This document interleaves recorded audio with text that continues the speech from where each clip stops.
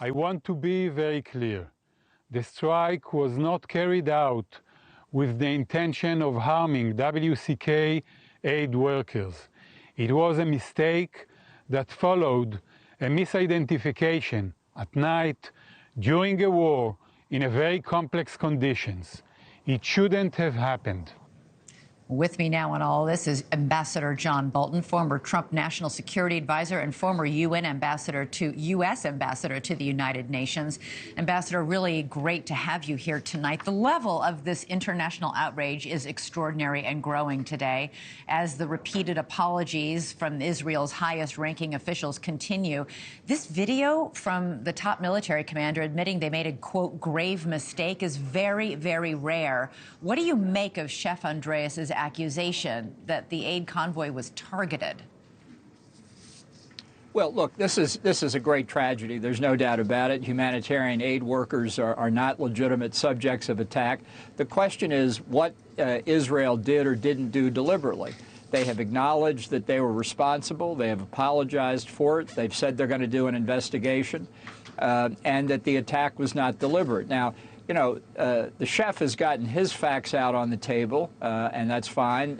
Israel hasn't been able to investigate fully. Look, if some Israeli soldier violated their doctrine and training, he should be punished, and I think the Israelis will punish him.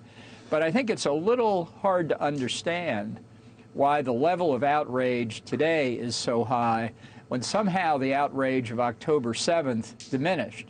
I'm not excusing any conduct with respect to today, but Chef Andres is out of line to say that Israel is carrying on a war against humanity. If he's worried about food in Gaza, let him blame who is responsible for the shortages, and that's the government of Gaza, Hamas. Yeah, President Biden said today he's outraged and heartbroken. He's scheduled to speak with Netanyahu tomorrow. With someone who's been in on high-stakes calls like this, what do you expect to happen on this phone call tomorrow? Well, look, these two leaders have known each other for a long time. Yeah. I think it will be, as they say, a full and frank discussion. I think Netanyahu will try to present what the Israeli Defense Forces have learned about the circumstances of this attack. They've said it was a mistake, and until somebody can prove to the contrary, I think that can happen. Andres said in his op-ed that the vehicles were clearly marked, and I take that as true. It was also nighttime.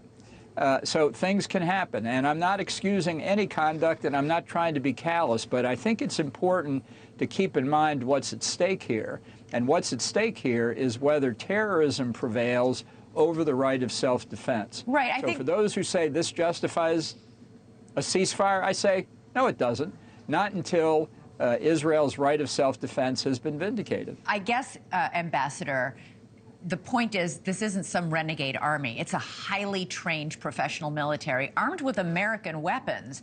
And as Chef Andres has said, it wasn't just an oops, I dropped a bomb in the wrong place. It was 3 separate missile strikes. How does the military make a mistake like this when this convoy did coordinate with the IDF in advance about its movements? Yeah, and let's be clear, the IDF prefers working with WCK than with UNRWA, or the World Food Program or some of the other UN agencies. They have come to believe WCK is a trusted partner. So the notion that somehow there was a deliberate effort by Israeli authorities to target these vehicles doesn't hold water.